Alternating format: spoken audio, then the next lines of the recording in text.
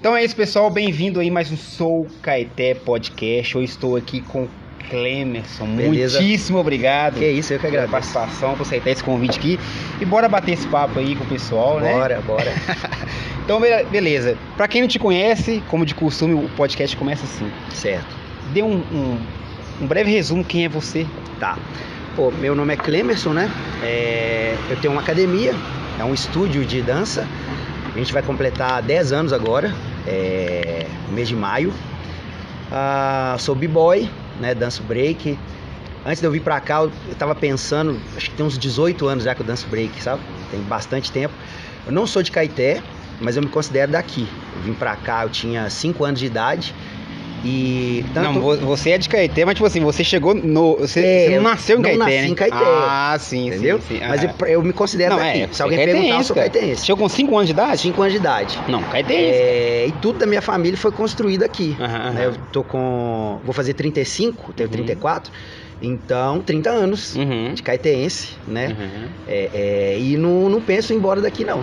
Meu negócio tá aqui, eu casei aqui, né? Basicamente é isso. Esse é o Clemerson. Aqui, seu pai é DJ, né?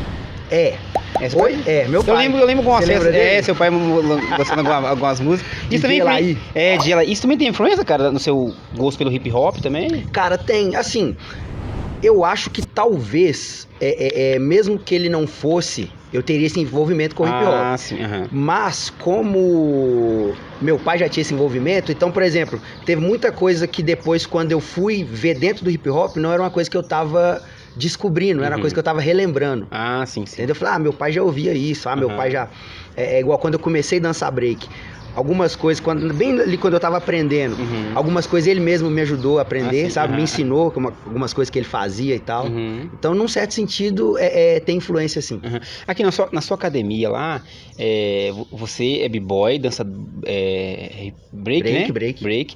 Mas você dança também axé, music. Sim. Você é professor de dança, não é isso? Sou. Professor de dança. Sim. Mas como é que é isso pra flertar com... Você gosta de uma coisa, mas você faz outras coisas também. Como é que é isso aí, cara? Cara, tem uma coisa interessante que hoje o hip hop mudou muito, mas quando eu iniciei no hip hop, vamos dizer assim, 18 anos atrás, tinha muito preconceito com qualquer outro tipo de coisa que não fosse o hip hop. Mas aí, como assim? Por exemplo, hoje você vê hip hop, rap com funk, por exemplo. Antigamente não tinha isso, você entendeu? Se você fosse do movimento hip hop, você tinha a roupa que você tinha que usar. Agora entendi. Tipo de música que você tinha que ouvir. Eu passei por isso também, rock and roll, né? Metal, aí você tem... Cara, você meio que é obrigado, que senão a tribo vai te bater, vai te expulsar você, né? É a mesma ideia.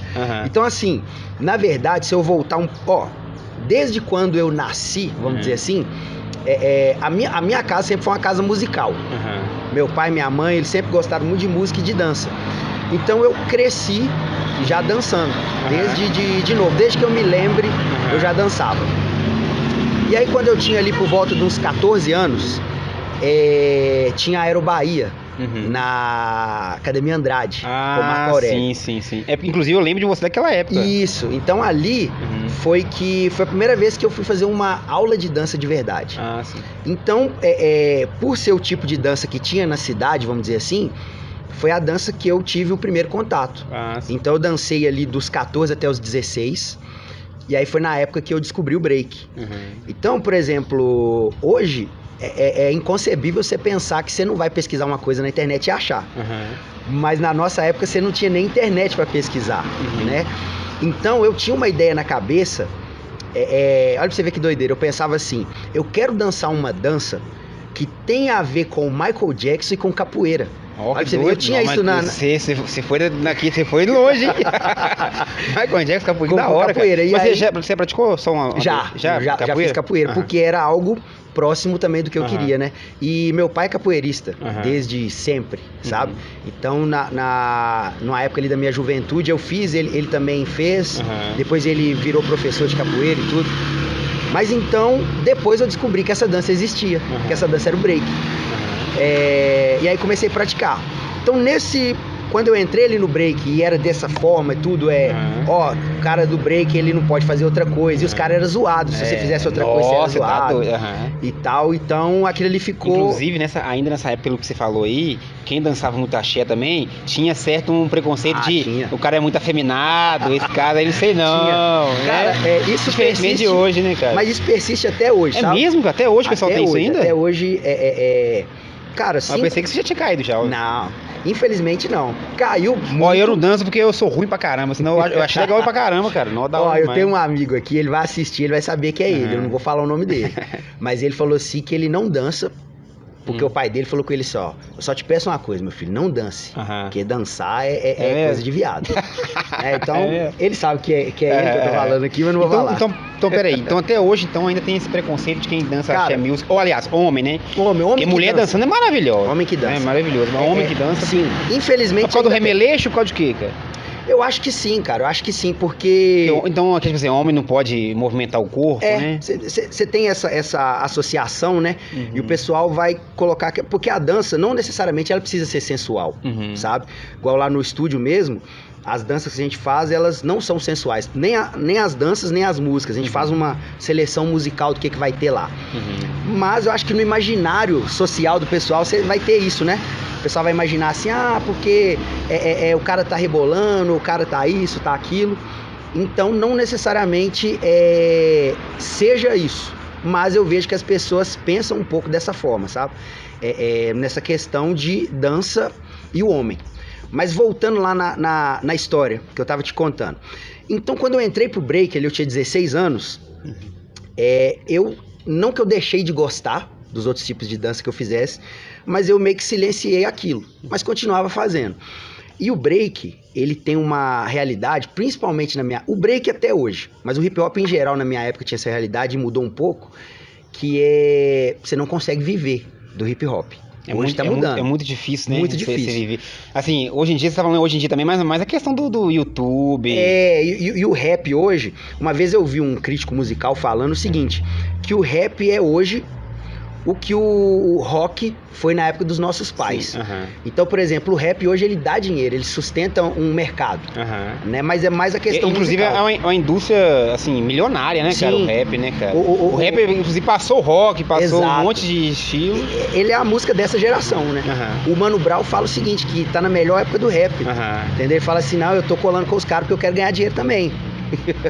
Mas então, como não tinha essa questão financeira, mas eu sempre gostei de dançar, eu pensei assim, como que eu posso fazer isso funcionar?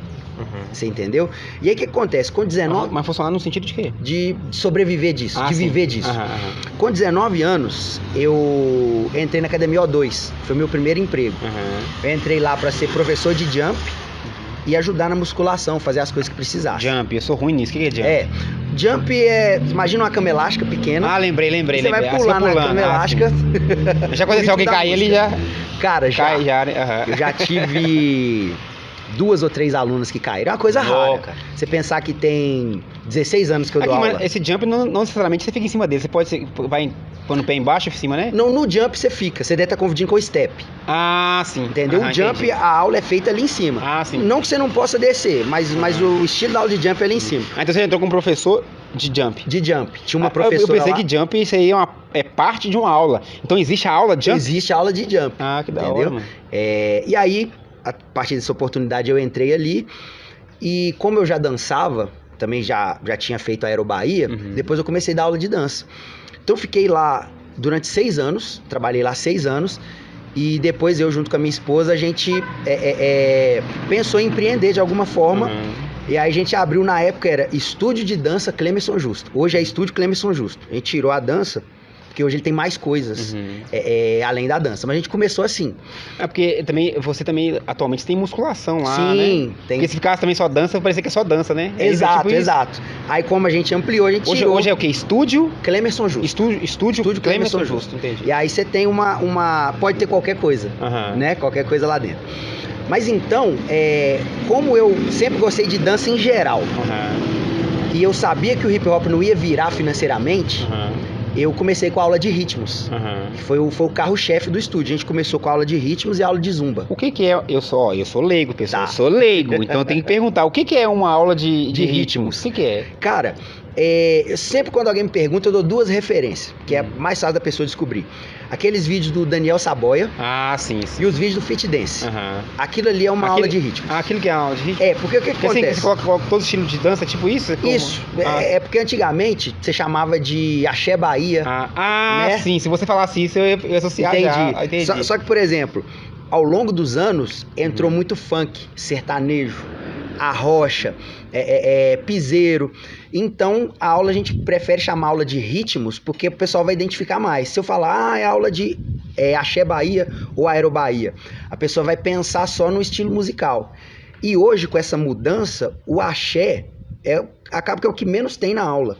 A aula hoje vai ter majoritariamente funk, um pouco de piseiro, um pouco de arrocha, um pouco de música internacional. Então, quando você fala ritmos, é isso. Eu vou pegar vários ritmos, coreografar aquilo e ensinar pra turma. Sim. Entendeu? Sim. Inclusive, o nome também, Aero Bahia, é legal, é um nome bonito. Pena que, tipo assim, ele se associa muito pra música da Bahia, né? Exatamente. E quem não gosta do estilo da Bahia. Isso, e porque a ideia era essa, né? Você fazia as músicas da Bahia misturado com a aeróbica. Quando surgiu, era exatamente isso. Você dança também, nesse ritmo que você falou, de ritmo, também tem aquela, que você comentou do Daniel Saboia, tem funk também?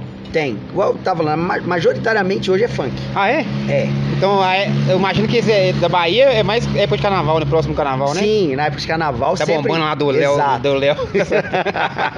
Ô, cara, e aqui, só uma coisa. Quando sai uma música dessa, automaticamente sua mente te obriga a correr atrás da coreografia pra você aprender? Exato. E quando você tem dificuldade, como é que você faz? Tem sua esposa também? Sua esposa também dança? Dança também. Mas lá a aula de ritmo sou eu que puxo lá. Só você, né? Ela tinha uma turma de zumba até 2020. Depois da pandemia mudou tudo, né? Ela me ajuda. Zumba? O que é zumba? A zumba já aparece bastante com a aeróbica. Sim. Só que qual é o diferencial da zumba? É que quando o cara criou a zumba, ele começou a usar músicas latinas. Porque a aeróbica era mais dance, né? Entendi. Então a zumba são passos de aeróbica misturado com passos e músicas latinas. Entendi. Basicamente é isso. Mas o que eu faço? Lá eu tenho uma seleção musical. Então, por exemplo, se a música fala muito palavrão. Ou tem a conotação sexual muito forte, ela pode estar fazendo o sucesso que for que eu não coloco. Porque imagina, deve ter criança também, né? Tem. Até lá a gente não tem tanto. Mas só outra coisa. O funk, ele mudou a visão, que ele tirou, começou a tirar o funk e o rap. Ele tirou muito palavrão da música pra entrar no público, mas aumentar o público. Sim, mas né? Eu vejo uma curva, o seguinte... Mas tem lógico que tem algumas coisas que né? O que eles fizeram? Fez isso, era uma coisa marginalizada, o rap e o funk. Depois, talvez lá de uma forma mercadológica mesmo, eles pensaram assim, vamos fazer algo que acesse o público.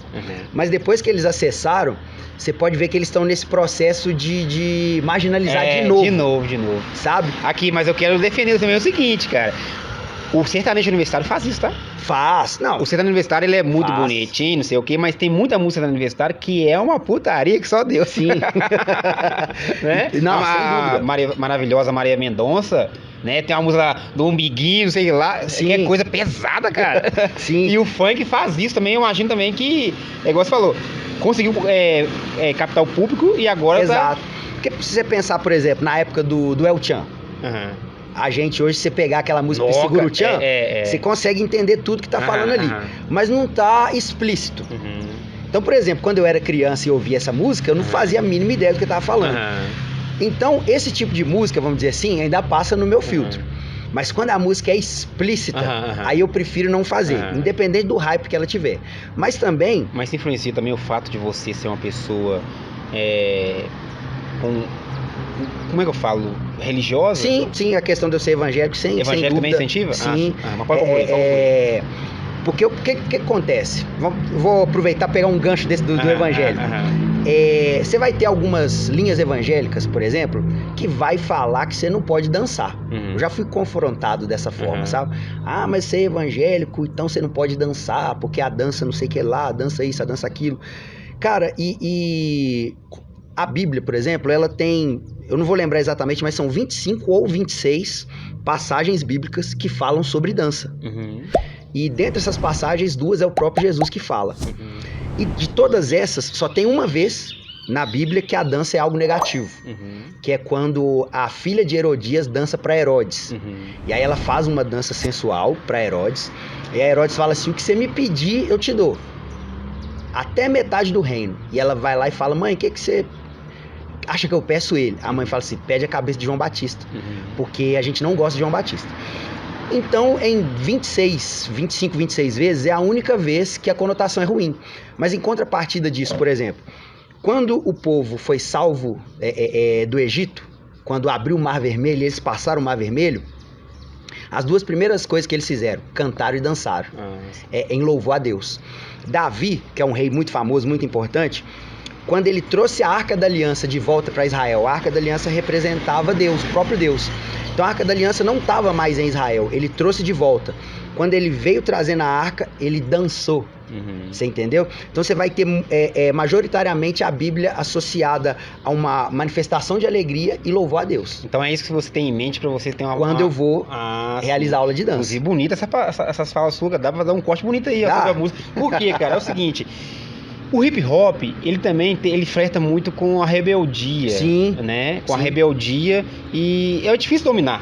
Sim. Pessoas jovens, né? Imagina como jovens. Como que foi também isso aí, cara? Porque você é uma pessoa evangélica. Sim. E flertar com um estilo que... Com essas coisas tão contraditórias, né? Que o evangelho tem né? Deixar você uma pessoa mais calma, mais sentimental. Tem um estereótipo, né? E do outro lado você tem um estilo de música, um estilo de vida, né? Sim. Hip hop é um estilo de vida. Sim. Que ele é rebelde. Sim, né? sim. Cara, como que você consegue equilibrar isso, cara? Equilibrar isso, né? Olha pra você ver que interessante. Sempre quando alguém me pergunta alguma coisa sobre essa questão, eu vejo o seguinte, que o Clemerson, o cara que você tá vendo hoje, eu fui formado pelo hip hop. Você entendeu? Basicamente pelo break. Porque assim, o hip hop tem os elementos, mas o break ele é uma subcultura dentro de uma cultura, sabe? Então eu devo muito mais ao break do que ao hip hop, mas que faz parte daquilo. Agora, nessa questão, por exemplo, da rebeldia que você falou, e aí levando isso para dentro da religião, vamos dizer assim, cara, o evangélico e o católico, o cristianismo de uma forma geral, ele tem um manual de práticas e costumes, vamos dizer assim, um manual de conduta, que é a Bíblia. Então o que acontece? Talvez você vai entrar numa igreja hoje, isso acontece muito, e a igreja vai falar assim, ó, aqui é assim, você pode fazer isso você não pode. Por exemplo, quem olhasse aqui pra mim, não ia falar assim, pô, o cara tá de anel, tatuagem, brinco, né? Às vezes o pessoal pergunta assim, não, mas essas tatuagens você fez quando você não era crente. Eu falo algumas sim, outras não. Sim. A maioria é o que? É relacionada com coisa de religião, não? Cara, tem, ó, vou dar um panorama aqui, tem muita coisa aqui, né? Mas vou dar um panorama. Mas tem alguma coisa a ver com religião? Tem. Por exemplo, essa aqui é a Trindade. Não sei se a câmera vai pegar, mas aqui, ó, tá Jesus sendo crucificado. Sim. E a Bíblia fala o seguinte, que Jesus morreu como um cordeiro, mas ressuscitou como um leão. Então por isso tem esse leão grande aqui, que é o próprio Jesus. Essa aqui é aquela pintura de Michelangelo. Sim. Que é Deus e o homem. Essa pintura é interessante porque é o seguinte, Deus tá com o dedo esticado e Adão tá com o dedo assim. É só Adão, se Adão esticar, ele encostava em Deus. Aqui, mas tem uma história que fala que a original o dedo tava encostado. O dedo tava encostado. Aí o Papa falou assim, não, exato, né? Exato. Mas representa isso, porque assim, a gente tá... É só... O que quer dizer isso? É só a gente querer, vamos dizer assim, né? E aqui mais pra trás aqui, não vai dar pra ver, mas tem uma pomba que representa o Espírito Santo. Legal, velho. Legal você fazer uma... Essa parte aqui é a Trindade. É o Filho. Mas tem pastor, cara, até hoje que te olha com olhos diferentes, cara? Cara, depende muito... Por exemplo, quando um congresso, uma coisa assim que você vai... Depende muito do segmento, sabe? Porque, por exemplo... Depende do entendimento da pessoa, né? Uma vez, tem uma história engraçada, uma vez tava eu e minha esposa no metrô, a gente tava esperando o metrô, aí chegou um moço, né? Todo de terno, gravata e tal, e ele me entregou um papelzinho e falou assim, você tem acesso à Bíblia? Eu falei, tenho. Aí falou assim, lê esse versículo lá. E aí ele virou pra minha esposa e falou assim, fala com ele, ele não pode deixar de ler não, viu? Ele tem que ler lá. Ela falou assim, não, só não se preocupar não, que ele lê muito a Bíblia. Na hora que eu vi assim, Levítico 19, é um livro do Velho Testamento, eu já sabia o que estava escrito lá, mas aí eu abri. Levítico 19, o versículo específico, agora não vou lembrar, assim, o número, mas o versículo está escrito assim, não marqueis vossos corpos. E aí algumas traduções não façam tatuagem. Que isso, cara? Você entendeu? E aí... A pessoa, já existem traduções assim, radical? Porque tem. Se colocar tatuagem, cara? Tem, tá lá, não façam tatuagem. Mas o que acontece? Primeiro, eu fico pensando qual que é a ideia de um camarada parar uma pessoa para entregar isso, não, cara. Não, você evangeliza assim... Que objetivo de vida que é esse, cara? Interessante. Mas aí o que acontece? Quando a gente vai ler a Bíblia, tem muitas partes da Bíblia que são simples de você ler. Mas a Bíblia, como qualquer livro, como qualquer coisa, você tem um contexto também. Então tem muita coisa que você tem que enquadrar num contexto. Levítico 19... todo o livro de Levítico era um livro de leis, mas eram leis para o povo judeu. Então o que acontece? Ali era uma lei muito específica, porque naquela época pessoas marcavam os corpos em rituais religiosos para outros deuses e também em homenagem aos mortos. Então o alerta de Deus ali através de Moisés não façam isso. Não não faça tatuagem. Não marque seu corpo para outros deuses e nem homenagem a mortos. Pô, cara, mas aí isso que você entrou num assunto interessante. Então, até hoje existem pessoas que adaptam certas partes da Bíblia só por conveniência dele, do seu tipo de interpretação. É o que mais vai ter. Foda, né? E aí, voltando um pouco, o negócio falando a questão do hip hop. Né? Que aí voltando, não, puxei essa linha. Não, interessante, mas a gente vai voltar ainda na parte onde você filtra as músicas. Vamos voltar na parte. Vamos concluir. Vamos lá. E aí, então, o que acontece? Todo mundo, principalmente no Brasil, alguns países não. Por exemplo, na China, você não tem acesso à Bíblia. Lá na China, eles conseguiram uma forma de bloquear a Bíblia no celular. É mesmo, cara? Você não consegue baixar a Bíblia lá. Lá o cristianismo é perseguido mesmo. Mas não é o caso do Brasil. Então, tanto eu quanto você pode entrar na Play Store agora, baixar uma Bíblia e começar a ler. Então, o que acontece? O hip hop, ele traz esse senso que você falou do revolucionário, o senso crítico para o indivíduo. Só que isso é totalmente a favor com o cristianismo bíblico. O que é um cristianismo bíblico? Você vai me falar uma coisa e vai falar assim, Clemerson, você não pode fazer tatuagem. Eu aprendi isso dentro da igreja, mas o que isso vai relacionar com o hip hop? Eu vou te perguntar assim, por quê? Onde biblicamente que vai ter isso? E aí a pessoa vai ter que desenvolver uma teologia sobre aquilo. Então o que acontece? O hip hop, ele fortaleceu a minha fé.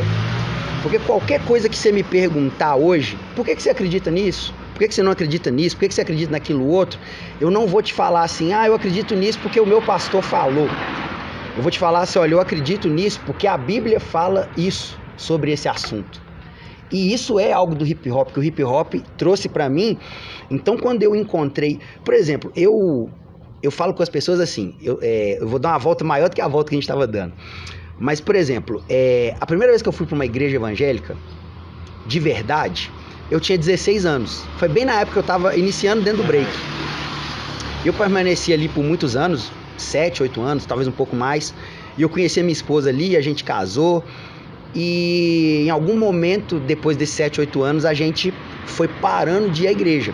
E um dos motivos, não foi o único, mas um dos motivos foi que às vezes o cara falava uma coisa no púlpito e eu olhava para a Bíblia e falava assim, não, mas isso aqui não faz o mínimo sentido com o que esse cara tá falando. Isso já era esse impulso meu. Do hip hop, daí também, né? Inclui o hip hop. Hip hop tem essa questão do questionamento. Exato. Só que qual foi meu erro? Em vez de eu fazer um esforço maior e procurar um lugar onde falasse o que estava escrito, eu abandonei. Sim. Você entendeu? Então você ficou um certo tempo sem a igreja. Hoje você vai, né? Vou. Qual que é a sua igreja? A igreja que eu faço parte hoje, o nome dela é Poema. Ela diferente demais. É diferente. Daqui a pouco eu explico o que é Poema também. Mas tem sede aqui em Caeté? Cara, não tem uma sede. A gente faz... tem uma célula que se fala, Isso, a gente faz uma célula aqui, lá na minha casa. Na sua casa? Na minha casa.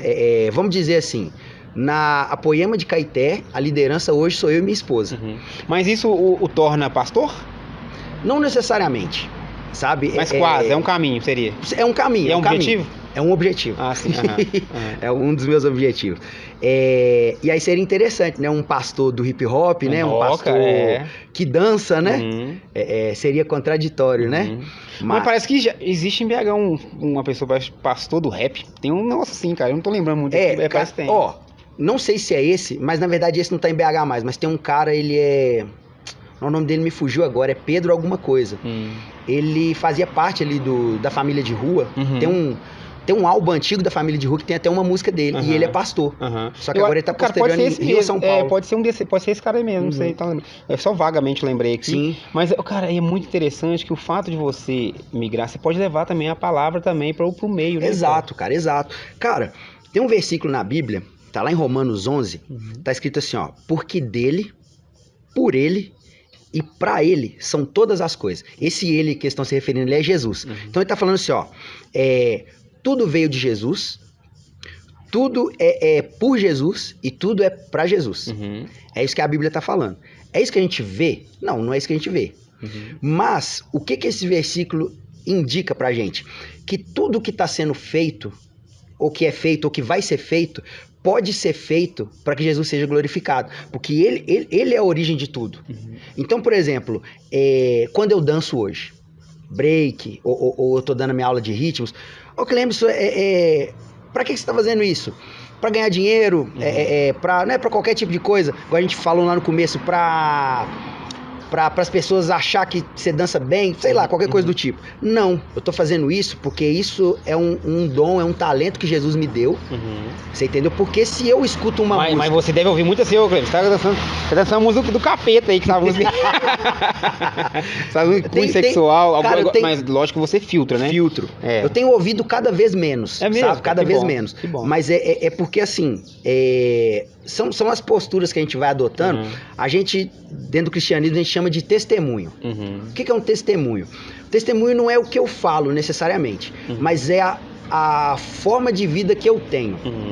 Então, por exemplo, nesse período que eu tava fora da igreja, eu fiz muitas coisas. Aqui, dá licença, só fazer uma coisa. É o seguinte, a gente tá falando disso, mas tem muitos cantores do meio que são evangélicos, né? Sim.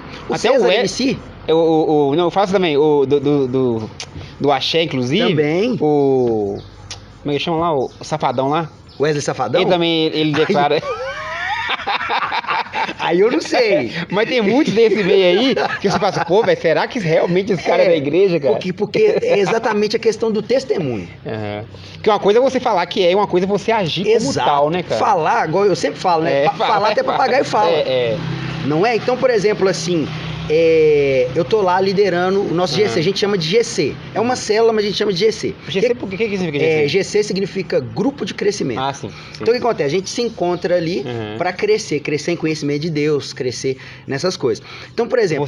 Você que criou essa célula no Caeté, ou já havia, ou você criou ela e começou a chamar pessoas?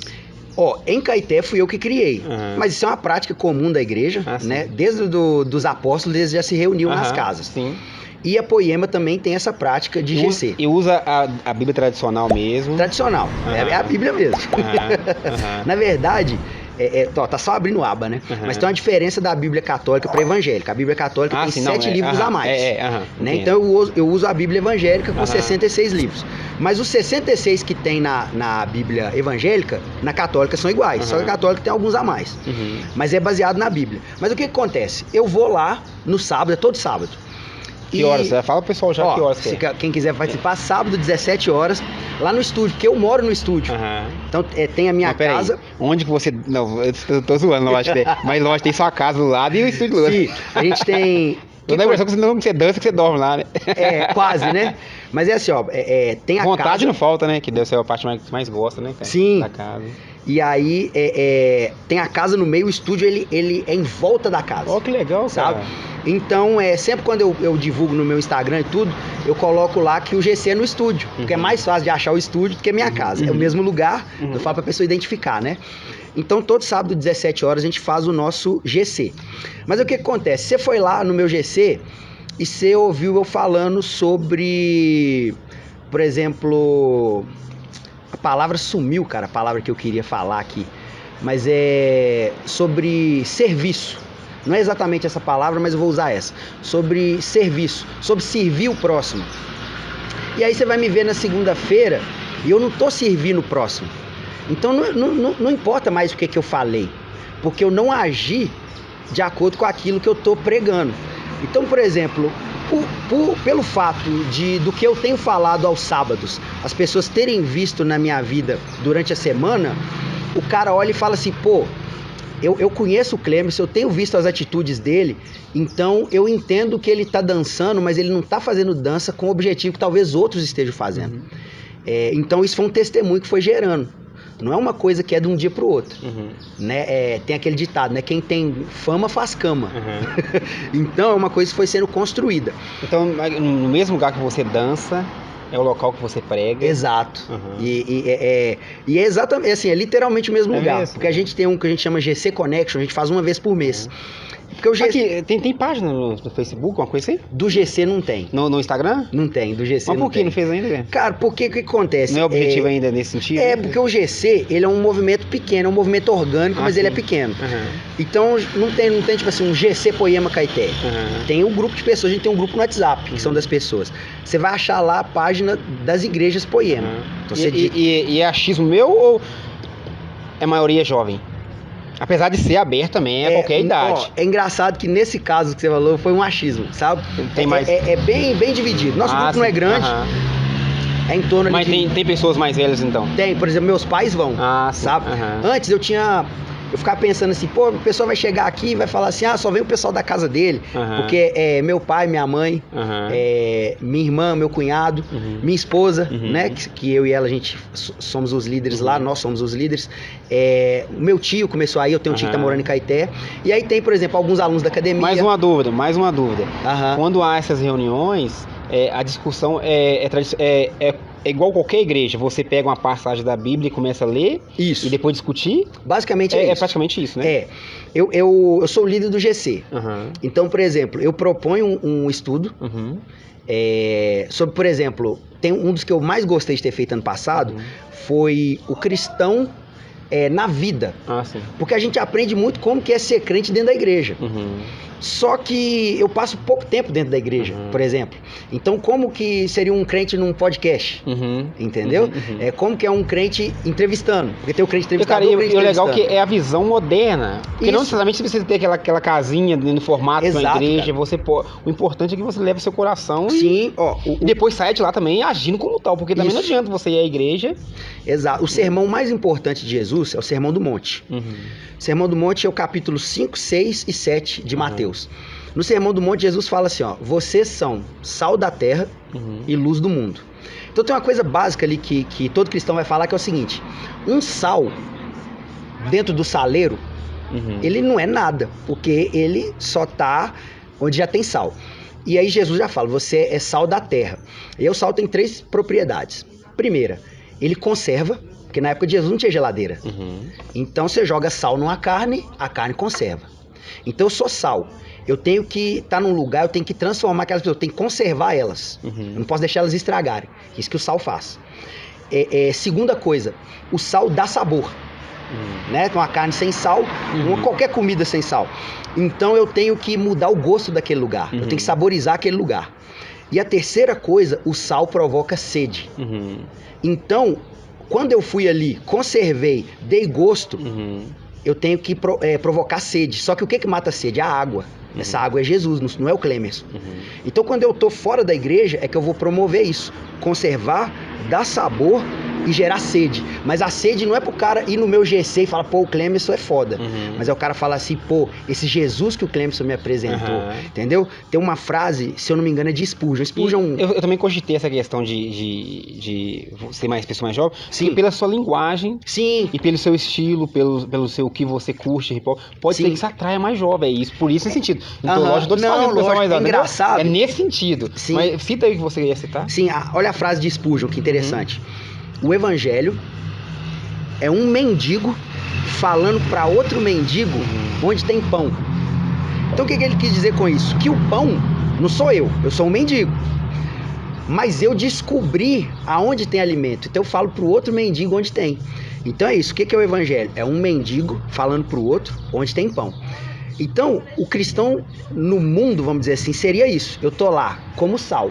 E agora pensando, igual Jesus fala, sal da terra, luz do mundo. Eu, enquanto luz, luz, onde tem luz, não precisa de luz, vamos dizer assim, né? Onde já tem outras luzes. Então eu tenho que brilhar onde está escuro. Então o que é? Eu tô dentro da igreja, eu tô no meu GC no sábado, recebendo luz, me tornando luz, brilhando mais. Mas é quando eu saio do GC, é que eu vou ser luz. Então, na verdade, o crente, ele exerce o ministério dele, o serviço dele, ele vai ser crente quando ele não está dentro da igreja. Porque na igreja já tem um monte de crente. Ele vai disseminar ali, né? Exato. Então, por exemplo, e aí, só que se eu prego isso no sábado e chega na segunda e eu não sou sal, não sou luz, isso é que é testemunho. Aqui, mas como que você chama pessoas? Só na academia? Você na rua? Basicamente hoje é assim. Na rua também? Tipo assim, de vez em quando você passa perto do jovem, troca ideia? Ó, nesse ponto eu sou muito fraco, sabe, no evangelismo. Mas é o quê? Mas é vergonha? Timidez? Sim, também, mas... Por isso que eu falei da rede social, que querendo ou não, a rede social, ela te entrega um leque maior, sim, né? É porque assim, você vai ver, cada pessoa, ela tem uma aptidão natural para algo específico. Né? A gente chama isso de 5 ministérios dentro da igreja. Mas aí, então, a pessoa que tem mais essa disposição, essa comunicação, a gente chama de evangelista. E a minha parte de evangelista é muito fraca. Então o que eu faço? As pessoas que estão convivendo comigo na academia no dia a dia, que conhecem ali, vamos dizer, o meu testemunho, que é que eu estava falando, eu falo, olha, vem aqui no sábado, a gente fala sobre Jesus e tal. Alguns vão, alguns não vão. Tem uma história de evangelismo muito boa, que eu não sei se essa história é real, se ela é fake, mas eu aprendi, eu gosto muito dela. Que o cara sempre chamava o outro para ir no GC. Igual eu chamo uma pessoa, por exemplo. E eu, aproveitando, tô te chamando, tá? Não, com certeza. Qualquer sábado que você quiser ir, 17 horas, lá no estúdio. E aí o cara falou assim, cara, vamos no GC comigo? O cara falou assim, cara, eu tô lendo um livro. Quando eu acabar de ler o livro, eu vou. O cara falou assim, tá bom. E aí o cara chamou esse cara durante algumas semanas, que gerou alguns meses. E o cara nem tava botando muita fé mais, mas como o cara nunca falou que não ia, o cara falou, quando eu acabar de ler meu livro, eu vou. Quando eu acabar de ler meu livro, eu vou. Aí o cara falou, cara, hoje tem GC e tal, hoje eu vou. Aí o cara falou, você acabou seu livro? Acabei. Aí o cara falou assim, cara, eu nunca te perguntei, mas que livro que você tava lendo? Eu falei assim, o livro que eu tava lendo era você. Porque eu tava lendo, se isso que você prega, você vive de verdade. Velho, que legal isso. Você entendeu? Então... E eu acho que hoje isso acontece muito, tá? Exato. Hoje, antigamente alienava, né? Hoje em dia não, hoje em dia, se a igreja não tiver, se a pessoa que tá direcionando ela, não o representante no caso, o pastor, o padre e tal, não fizer no dia a dia, ninguém acredita não. Isso exatamente. É bom, né, cara? Lógico, isso é bom. Lógico. Então, tipo assim, isso eleva o nível, né? Mas isso é bom por quê? Porque vão ficar, vamos dizer assim, os de verdade, né? Por exemplo, como eu aprontei muito nesse período que eu não tava mais na igreja até eu voltar, tem muita gente que fala assim, não... Vemos aí, você lançou uma polêmica aí, né, cara? Se você aprontei muito, aí você tem que falar que como assim, né? Lançou uma polêmica, inclusive a esposa dele tá conosco aqui assistindo a entrevista, cara, aí complicou pra você aí, cara. Essa, tipo assim, é a pior parte da história da minha vida. Mas, graças a Deus, Jesus restaurou isso. Então, vou entrar bem nesse assunto, assim. O que acontece? Igual eu te falei, quando eu tinha 16 anos, eu comecei a ir à igreja, conheci minha esposa lá. E assim, pra ficar fácil das pessoas entenderem, eu uso alguns termos, assim, eu vou te explicar. Eu falo o seguinte, que lá, tipo assim, eu conheci Jesus ali naquele período, mas eu não tinha um relacionamento sério com ele. Você entendeu? Mas eu conheci Jesus ali naquele período. Isso eu tinha 16 anos. Com 17 anos, eu comecei a namorar a minha esposa, Graziele, né? Tá aqui atrás das câmeras aqui. Com 23 anos, a gente casou. Casamos na igreja. Legal, cara, você casou novo, hein? Casamos novo. Casamos na igreja, tudo direitinho. Hoje em dia, né? Sim. E aí, eu não tô jogando a culpa pro outro, mas uma coisa que a gente faz hoje no GC, uma coisa que eu me preocupo muito em fazer, quando a gente tá falando de contextualizar as coisas. Não é que a Bíblia vai mudar, mas a Bíblia, ela sempre vai ser aplicável para a situação atual. A Bíblia é atual. Só que então a gente ali, enquanto crente, a gente não aprendeu, por exemplo, como que tinha que ser um casamento de um cristão, que as coisas não são tão fáceis, e esse tipo de coisa. E aí o que acontece? Nesse período, em algum momento, que eu não vou lembrar exatamente a data, a gente deixou de frequentar a igreja. Então, a gente era um crente não praticante. É igual o pessoal fala de católico não praticante. Mas eu criei em Jesus, tudo aquilo, nunca fui ateu. Não, mas sabe por que eu fiz essa pergunta também, Clem? É o seguinte, quando você lança uma dessa, o né? pessoal pensa, ó, cara, ele deve entrar no mundo das drogas, da bebida. Mas eu vou chegar lá. Da bebida, não sei o que. O público quer saber, né, cara? Né? Fica aquele ponto de interrogação. Então... Quando... é bom você compartilhar, porque também é um testemunho, né, cara? É um testemunho. Isso é um real testemunho. O seu testemunho pode ajudar outras pessoas, né? Claro. Tem uma frase, não é bíblica, mas é frase de crente, que eles falam assim, ó: uma ferida fechada é um ministério aberto. O que é um ministério? Um ministério é um serviço, é algo que eu posso ajudar alguém. E graças a Deus isso na nossa vida é uma ferida fechada. Então eu posso falar sobre isso, porque é o que você falou, pode ajudar outras pessoas. E aí, vou dar um salto um pouco maior aqui. Eu não gosto de falar, porque eu tenho um pouco de vergonha de falar, mas é a realidade. Em 2018, eu comecei a trair a minha esposa. Traí ela com algumas mulheres. E aí, nesse meio tempo, uma das moças que eu relacionava, ela engravidou. Aí você imagina, né? E aí eu falei assim, pô, cara, o que eu vou fazer agora, né, dentro disso? E aí na minha cabeça eu pensei assim, a Graziele não vai me querer mais, e eu preciso cuidar dessa criança. Basicamente foi isso que eu pensei. Então eu cheguei pra ela e falei assim, ó, Graziele, eu engravidei uma moça, tal, mas você não precisa se preocupar que eu já tô indo embora, e tal. Basicamente foi isso. E aí, cara, a coisa mais incrível que aconteceu é porque é o seguinte, é igual a tatuagem aqui. Deus tá aqui, você tá aqui, ó. Se você fizer isso aqui, ele tá sempre disposto, te esperando. A gente é que não procura ele, sabe? E aí naquela mesma noite, a Graziele sempre conta que ela orou, né? Tava muito triste, orou. E ela ouviu o Espírito Santo falando com ela assim, ó: perdoa o seu marido. Eu não sou Deus de divórcio. Isso foi num domingo à noite. Eu fui embora, mas na segunda de manhã eu tinha que trabalhar. E ela também. O estúdio, nós dois que tocamos o estúdio. Tem lá o pessoal que trabalha com a gente, mas né, basicamente somos nós dois que tomamos a frente ali em tudo. E aí eu cheguei pra trabalhar, ela falou assim, ó, Clemens, eu orei essa noite e tal, e eu te perdoo. Eu falei assim, você me perdoa? Mas você não tem que perdoar nada, não, e acabou e tal, aquela coisa doida. Isso foi de setembro para outubro. Em outubro a gente ia fazer 7 anos de casado na época, isso foi 2018. E, cara, assim, pra resumir, né, aquele ali foi um período muito ruim, sabe, e a moça grávida lá, né, e eu ficava assim, Jesus, o que eu faço? Porque igual eu falei, eu conhecia ele, eu tava longe assim, mas eu sabia que Deus existia e que não tinha outra coisa a não ser ele que pudesse me ajudar. Né? E aí, cara, nesse período foi um período relativamente curto, mas foi muito conturbado, sabe? A palavra bíblica para conversão, ela é uma palavra grega. O Novo Testamento foi escrito em grego. A palavra grega significa metanoia em grego. Quando tá lá arrependimento, a palavra grega é metanoia. Metanoia é uma palavra muito melhor do que arrependimento. Por quê? Porque arrepender, imagina comigo, às vezes no domingo à noite eu como uma pizza, na segunda de manhã eu arrependo. Cara, eu comi essa pizza, vai atrapalhar na minha dieta e tal. Isso é arrependimento. Metanoia, a palavra metanoia significa mudança de mente. Meta é mudança, noia é mente. Mudança de mente é quando chega o domingo à noite e eu falo assim, eu não vou pedir uma pizza. Isso é mudar de mente. Então, por que hoje eu consigo fazer as mesmas coisas que eu fazia em 2018 e não ter os mesmos problemas? Por conta da metanoia que Jesus fez em mim. E aí essa metanoia é o que vai gerar o testemunho para as pessoas. Por que os caras que estavam lá, as mulheres, as pessoas que estavam lá em 2018 falam assim, não, o Clemson mudou. Eu falei assim, não, mas ele não mudou, ele continua dando aula de dança, ele continua com o estúdio.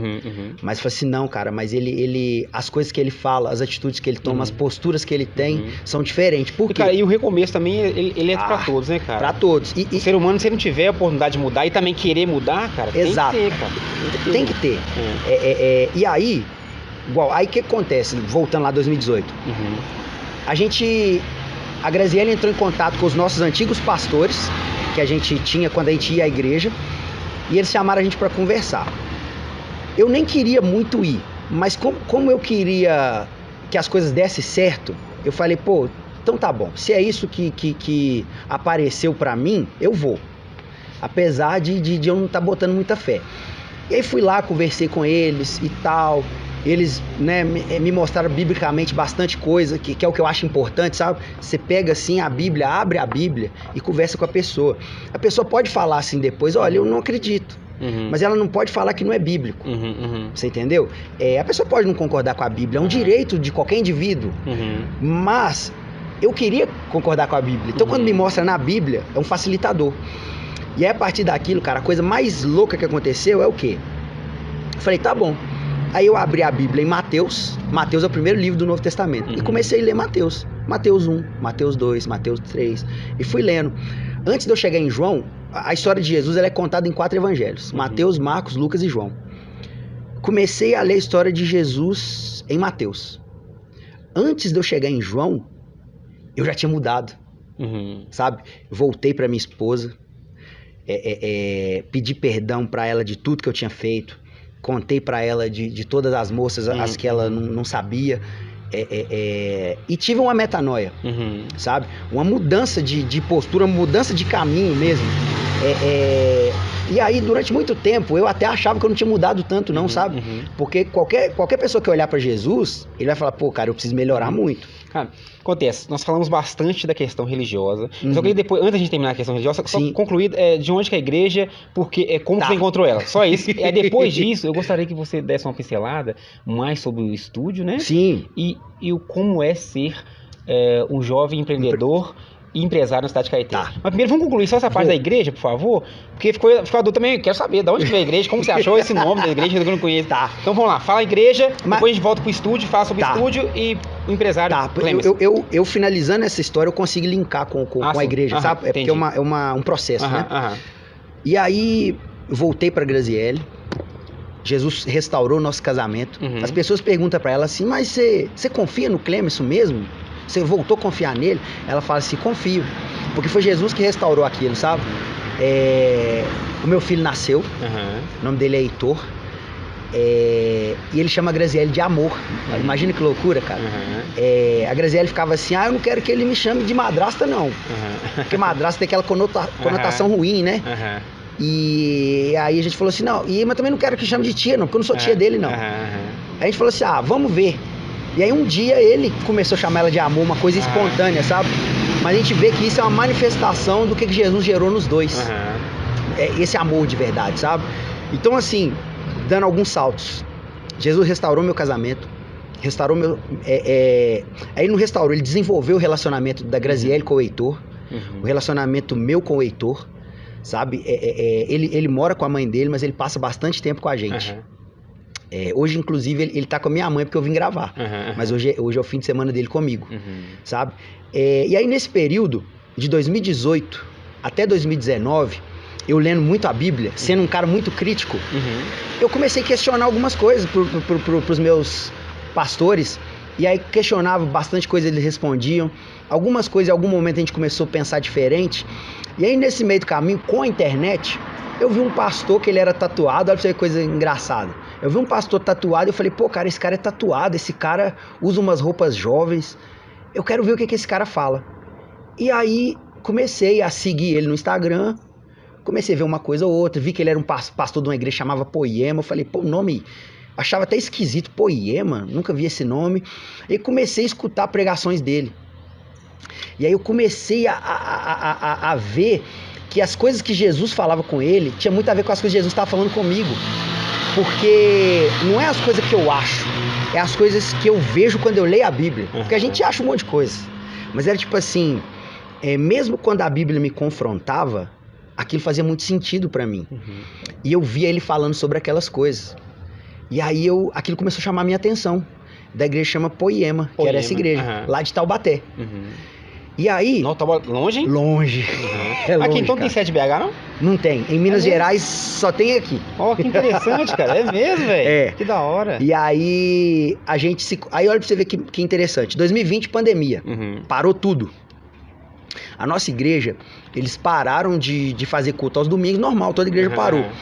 Só que eles não optaram a fazer algo online. Sabe? Os pastores lá não quiseram fazer nada online. E a Poema é uma igreja mais nova, tal, fazendo culto online.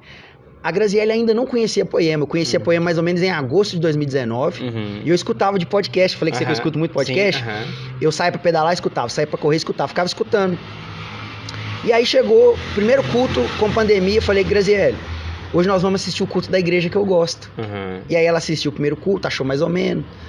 Aí assistiu o segundo, começou a gostar, a gente e tal. E aí eles estavam tendo GC online, porque tava tudo online. A gente começou a participar do GC online.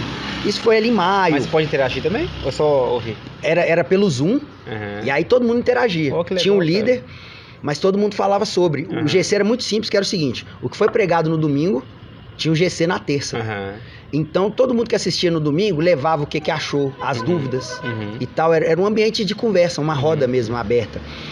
Aí isso foi mais ou menos ali em abril, maio de 2020. Em agosto, a gente foi lá pra conhecer a Poema. Conhecemos a Poema, conhecemos o Leandro, que é o líder da Poema, conhecemos alguns pastores lá, conhecemos o pessoal do nosso GC, obviamente. Quando foi em agosto, isso foi em agosto, quando foi em outubro de 2020, a gente voltou pra lá e a gente sentiu uma direção de Deus pelo alinhamento das coisas que estava acontecendo na Poema, que fazia muito mais sentido para nós congregarmos na Poema, apesar da distância, do que congregar na igreja que a gente estava no momento. Só que a gente não saiu brigado nem nada, sabe? A gente conversou com os nossos pastores daqui de Caeté, conversamos com os pastores lá de Taubaté, todo mundo entendeu isso. E aí, a partir de outubro de 2020, a gente começou a fazer parte da Poema. E a gente chamava de estudo bíblico. A gente já tinha um estudo bíblico na minha casa, onde já era um GC, mas não tinha esse nome. E aí o que era o nosso estudo bíblico se tornou um GC, porque a gente passou a fazer parte da Poema. Então foi assim que a gente conheceu a Poema e se conectou. Então a gente participa da Poema online, basicamente, e a gente vai muito em Taubaté. Financeiramente nem é interessante, sabe? A gente deixa o estúdio aqui com... Os nossos funcionários são muito bons. Tem o Lázaro, que você conhece também. Ele, quando a gente não tá lá, ele que toma conta do estúdio. Isso dá pra gente uma segurança. É porque lá no seu estúdio, lá tem musculação, hoje a gente dança, o que mais? Musculação, dança, jump, spinning. Spinning é uma aula feita em cima da bike. Assim, sabe? Mas como assim? A pessoa pedalando e você vai cantando, dançando, uma coisa assim? Quase isso. Você coloca música, qualquer tipo de música. O spinning é a aula mais eclética que tem no estúdio. É mesmo? Porque você pode colocar desde Iron Maiden até... Aí a pessoa vai pedalando com a velocidade no ritmo dela? da música. Não, Inclusive eu tava conversando com o Lázaro sobre isso, toda essa polícia que ele falou comigo, que eu falei que eu tô pedalando, né, em casa, sem tempo, então em casa eu tô pedalando. Certo. Aí falou comigo que tomar cuidado, que eu não posso manter o mesmo ritmo, não. Eu só gosto, eu sou assim, eu ponho a televisão, vou assistir televisão e fica lá, ó, eternamente, lá, levinho. E ele falou que isso não é bom não, né? Não é assim. Porque senão você pode viciar seu corpo Exato, você não vai ter... Você não vai evoluir tanto, né? Porque seu corpo é o seguinte, ele quer poupar energia, né? Então você chega, ele falou assim, ó, pra ele pedalar nesse ritmo, ele gasta energia X, acabou. E fica o resto da vida ali. Aí eu fico uma horinha, quietinho no mesmo ritmo. E cada vez você gasta menos energia. Aí eu imagino assim, eu imagino quando eu tô pedalando, que eu estou pedalando em uma praia. Só no retinho. Não, você imagina a praia. Só reto, entendeu? Você tem que imaginar Caeté, Ouro Preto. Nossa, aí você vai, entendeu? Aí nesse spin você fica, também tem um espelho? Cara, hoje a gente tá numa sala que tem espelho. Antes era sem espelho, mas o espelho não é muito importante pro spinning. Aí você fica na frente ou você fica meio... O professor fica na frente. Ele pedalando também? Pedalando, porque é o professor que dita o ritmo, é igual o maestro. Sim. Então, então como é que você faz? Tipo assim, você tem aula de pedal... Na verdade, quem tá dando o spinning hoje é o Lázaro. Sim. Hoje eu dou aula lá. Você não aguenta não, Dançar? Mas teve uma época que eu fazia. É mesmo, cara? Era a época que eu tinha o melhor corpo da minha vida, né? Ah, porque senão haja energia. Mas, igual a gente tava falando de adaptar, o meu corpo também tava adaptado com aquele ritmo. Então eu não perdia tanta caloria assim, sabe? Sim. E podia comer um pouco mais. Era você ainda falou que você corre também, né? Corro. Correr é uma coisa que eu gosto de fazer. Hoje mesmo eu corri. Juntei com mais 2 alunas lá, a gente deu uma volta na cidade, dá 10 quilômetros. 10 quilômetros? 10 quilômetros. Saindo do seu estúdio, passa por... Sai do estúdio, vai no último posto, assim, sobe pelo... Pelo pós-esportivo, né? Por trás do pós-esportivo aqui lá. Não, pelo Zé Brandão. Sai do estúdio, pega Zé Brandão ali, último posto, desce pelo Pedra Branca, aí passa ali Irmãos Oliveira, pós-esportivo ali, né? Vem aqui na... Cerâmica e termina quase no estúdio, 10 quilômetros. Dá 10 quilômetros? 10 quilômetros, volta na cidade toda aqui, mesmo. Uma coisa, você acha que é boa as pistas caminhando em Caeté, cara? Manda real. Aliás, cara, tem alguns locais que são razoavelmente bons. Né? mas no geral, né? Hoje quando a gente saiu, a minha aluna falou assim, é corrida com obstáculo, né? Eu falei, Caeté é com obstáculo. Sabe? Entendi, a gente acostuma, sabe? Deve ter lugar pior. Aqui, me dá a dica aqui, corre na rua ou na calçada? Cara, pra não torcer o pé, na rua é melhor. Ah, é? Porque a nossa rua é mais regular que a nossa calçada. Sim. Mas pela questão de segurança, calçada é melhor. Só que, por exemplo, eu já tô acostumado com a cidade, eu tenho as partes que a calçada é muito ruim, eu vou pra rua, eu vou alternando, sabe? Mas qual que é a nota sua para um corredor aqui em Caeté? Cara, eu daria nota... 6. Também não é péssimo, não, sabe? Mas tá próximo do péssimo, tá? Tá próximo. Tá próximo. É assim, tem mais partes boas do que ruim. Por isso que eu daria 6. Então, mas é 60-40. Não, mas a parte boa que eu imagino que você está falando é a parte aqui do pós-esportivo até a cerâmica, né? É o melhorzinho, né? Mais ou menos. É a melhorzinha, mas não é a melhor também, sabe? Não. Porque assim... E os carros, respeitam? Respeito, isso aí eu não posso reclamar não, sabe? É mesmo? Respeito, é bem tranquilo. Quando você vai pra Penha, é mais perigoso, mas é por conta do trajeto mesmo. Mas você vai pra lá? Você corre pra lá também? Depende, tem vezes que eu vou muito pouco, mas tem vezes que eu vou. Subir que tem nesse só calor, você tá... Mas lá já é mais perigoso, mas aí também você não tem nem como botar a culpa no motorista, né? Ali é ruim mesmo. E na estrada você não faz não? Em rua, no chão assim, você não faz nada não? Você gosta não? Na estrada em qual sentido você fala? Morro Serrote, chão? Não, muito pouco, mas desgasta muito mais também, né? Mesmo, cara? Desgasta, exige muito mais do seu corpo, sabe? Por exemplo, Morro do Serrote. Do estúdio Morro do Serrote dá quase 3 quilômetros, mas eu acho muito mais difícil de fazer. Mas perigoso torcer também, né? Também, né? Por ser irregular, né? Mas perigoso. É que lá também no seu estúdio, lá você tem um trabalho específico para idosos, que hoje em dia, querendo ou não, e principalmente na nossa cidade também. Sim, específico no sentido de ter uma turma, um horário, não. Sim. Você entendeu? Mas se chegar um idoso lá Exato, porque, a melhor atividade para isso, pelo incrível que pareça, lá no estúdio, tá? É a musculação. Por que musculação? Porque a musculação é o lugar onde que, por exemplo, a gente pode entrar eu e você junto na academia. Por exemplo, você e sua esposa. Vocês vão pra academia no mesmo horário. Cada um vai ter a sua ficha. Sim. Você entendeu? Então, por exemplo, naquela... Quem é o professor lá? Hoje lá, que fica no salão de musculação sempre é o Mikael, o Michael e o Douglas. São esses 3. Eu fico lá às vezes para ajudar, o Lázaro também fica lá às vezes. Mas com certeza vai estar um desses 3 ou os 3. A gente tem horário, fica até os 3, sabe? Os 3 que eu falei antes. Então o que acontece? Você chegou lá na academia. A gente vai fazer uma mini entrevista com você. Vendo o que você tem de problema, de limitação, esse tipo de coisa, e qual o seu objetivo. Todo mundo tem uma individualidade. Como assim, velho? Existe isso? Então a pessoa, eu quero ficar fortão aqui, as pernas grossas. Tem. A mulher quer malhar o bumbum. Tudo isso existe? Existe. O problema dos caras é que os caras falam assim, né? Eu quero ficar daqui pra cima forte. Sim. Aí lá tem que falar com os caras, não, mas tem que treinar a perna também. É porque tem muito isso. E aqui tem aquele lance também dos caras que ficam igual Robocop, velho. O que é aquilo, cara? Cara... O cara malha só o músculo e trava tudo? Tem de tudo, né? Tem de tudo. Tem cara que faz também por... estética mesmo, né? E eu falo assim, pra pagar sabe? Mas o que acontece? Se você treina musculação e faz o alongamento, você não vai ter esse encurtamento. Você entendeu? Isso aí, e hoje também isso tem mudado muito, sabe? Porque tem muito podcast hoje sobre musculação, suplementação. Você vai ter caras referência aí, Paulo Musi, Renato Cariani. Então a mentalidade dos caras tem mudado, sabe? Os alunos chegam lá, se você bobear, os caras sabem até mais que você. É mesmo? Tem muito que é palpiteiro, mas tem muito cara que sabe mesmo, sabe? Você freta com isso também? Tipo assim, de às vezes chega um aluno lá, hoje não é assim, cara. Eu vi na internet que não é assim, mano. Cara, sempre aí como que ele dá com isso, cara? Tem que ter uma paciência do caramba, né, velho? Ó, o que acontece? Você paga um preço só, mas dentro do preço que você paga tem 2 serviços. Você vai pagar pra fazer musculação. Só que dentro da musculação, o que vai incluir isso? Os aparelhos e o professor. Só que lá é um comércio. Então tem aluno que ele não quer o professor. Não tem problema. Mesmo, tem aluno que ele quer chegar e fazer do jeito dele. É mesmo? Sozinho? Assim? Nossa, não vou falar que você quer o que mais tem. Mas aí você tem que dar a responsabilidade pra ele, né? Se Exato. Aí o que a gente faz? A gente tem um nível que é o seguinte: não vai machucar, pode fazer. Aí às vezes o aluno fala assim, pô, cara, mas tá errado o que ele tá fazendo. Eu falo assim, não, tá errado. Só que ele não quer uma instrução e eu tô vendo que ele não vai machucar. Aí sim, entendi. Você entendeu? Mas aí tem os alunos que querem uma instrução, querem uma assistência. A gente dá essa assistência. Tá incluso no preço. Mas eu prefiro, por exemplo, ter um aluno que não vai machucar e não quer a assistência do que eu dar assistência que aquele aluno ir embora. Você entendeu? Então a gente faz dessa forma no estúdio. Então, chegou um aluno que tem problema de joelho, eu consigo passar para ele um treinamento onde ele vai fortalecer o músculo da coxa, vamos dizer assim, e vai proteger a articulação do joelho. Aí você tem um aluno que ele tem arritmia cardíaca, você consegue passar um tipo de treinamento onde ele não vai ter esses picos de batimento que seja perigoso.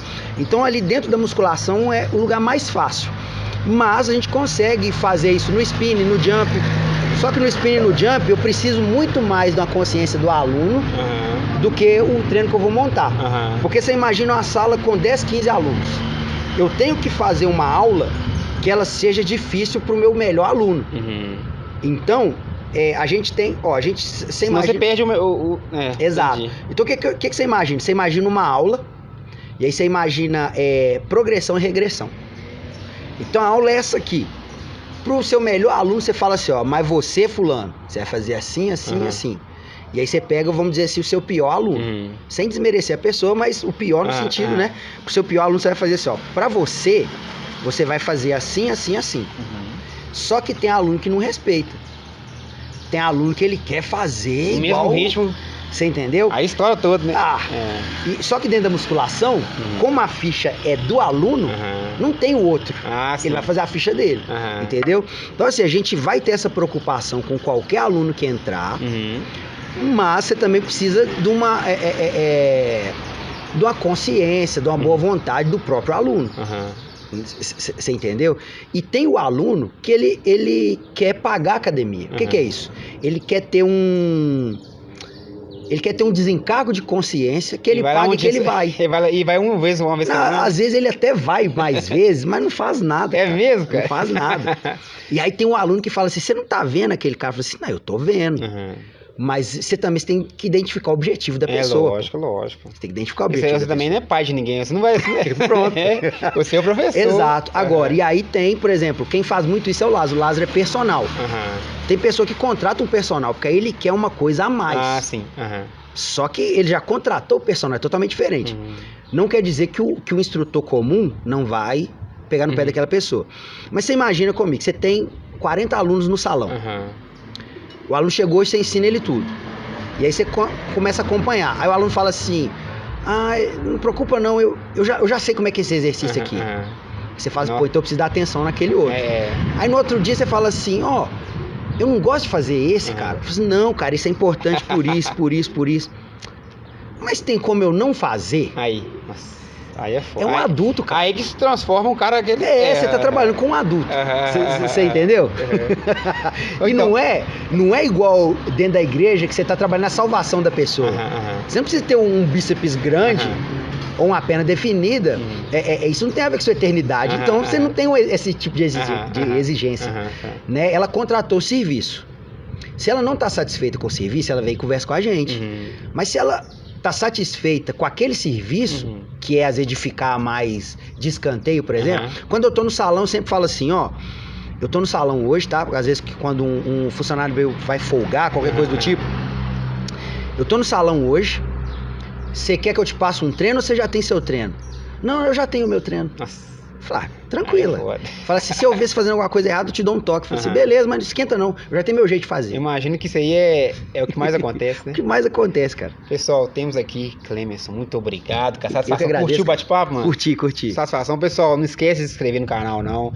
A temporada tá recheada de bons convidados. Aí, ó, temos aí Clemerson aqui, bater um papo. Falou tudo. Vai voltar mais vezes aqui, cara. Pode chamar bom que eu assunto volto. seu. Bom. E eu gostei. No começo a gente tava meio receoso assim. Será que ia ficar com vergonha? Vai falar, sim. Pô, deslanchou, cara. É que foi, né, cara? Mandou bem pra caramba. Muito obrigado, pessoal. Se inscreve no canal.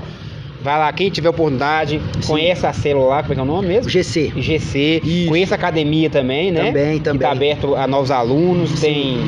Tem dança, musculação. Isso. Spinning.